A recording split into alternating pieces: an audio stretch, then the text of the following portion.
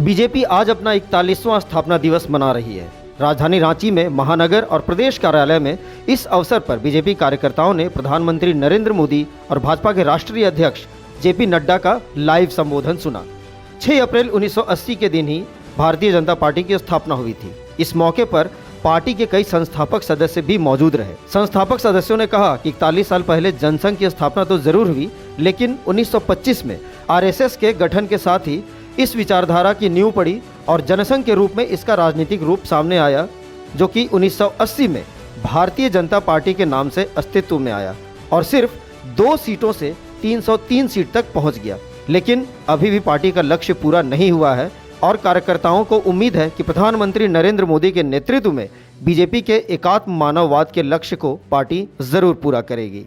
Party के रूप में अपना स्थान बनाने का काम किया है।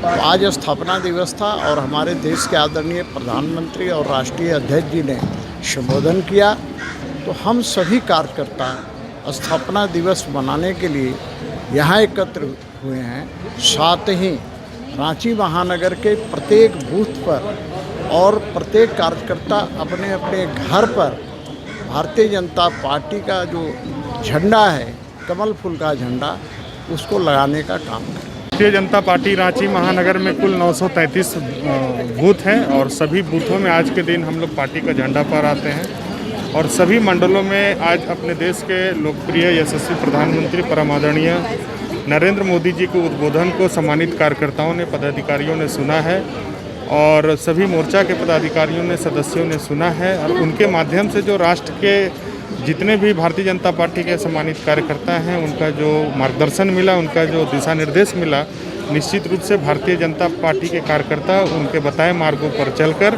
भारतीय जनता पार्टी को परम वैभव में पहुंचाने में अपना कोई कसर नहीं छोड़ेंगे। यही आज हम आज के स्थापना दिवस के दिन संकल्प लेते हैं।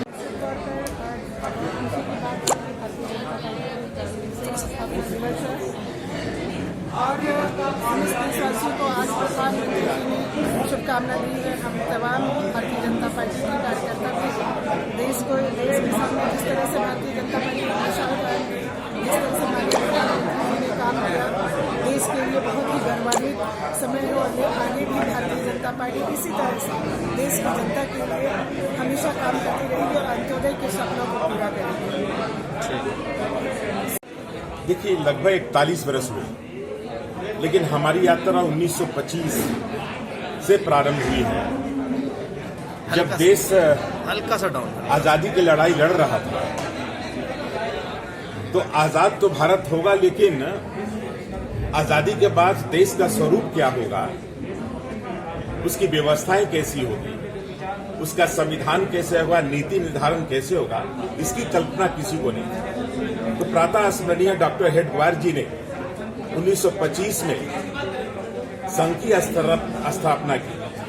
हम सभी जानते हैं कि जब 1948 में जब महात्मा गांधी की हत्या हो गई, तो संघ पर प्रतिबंध लगा और संघ की बात करने वाला कोई नहीं था। उसी समय गुरु जी द्वितीय सरसंचालक बने थे। उनके मन में लगा कि राजनीतिक क्षेत्र में काम करने के लिए और अपनी बात कहने के लिए संसद में जाना जरूरी है। तो जनसंघ की स्थापना की है डॉक्टर श्यामा प्रसाद मुखर्जी और दीनदयाल उपाध्याय जी को लेकर। देश से बड़ा दल नहीं, दल से बड़ा व्यक्ति नहीं, ये अपना सिद्धांत है, जिसके तहत जब देश पर आपातकाल आया, इमरजेंसी लगी, तो जनसंघ जैसे दल को जनता पार्टी में हम लोगों ने विलय किया। और उसके बाद दोहरी सदस्यता संघ में नहीं होती, संघ में सदस्यता होती ही नहीं है। जो शाखा में गया वही संघ का स्रोत हो गया। लेकिन दोहरी सदस्यता के कारण हम अलग हुए और आज ही के दिन 1980 में भारतीय जनता पार्टी की स्थापना हुई।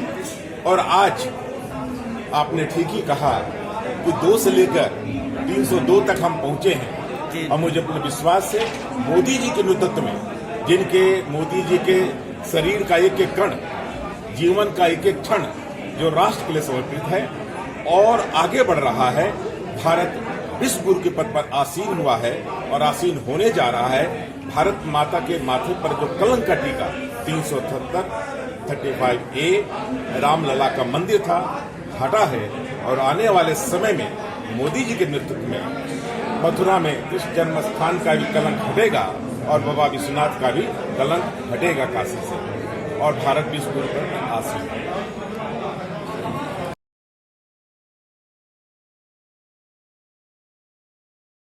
न्यूज अपडेट के लिए आप हमारे चैनल को सब्सक्राइब करें। आप हमें फेसबुक और इंस्टाग्राम पर भी फॉलो कर सकते हैं। बने रहे लगातार .in के साथ।